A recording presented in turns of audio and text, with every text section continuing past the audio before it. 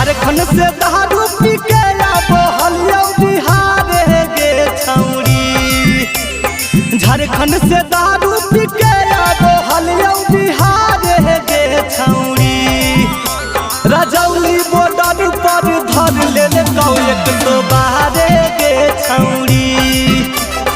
Jamui border पर धर ले एक तो बाहर गे छौरी। मुँह में पाई पदे के कहल फुका मारे गे छौरी।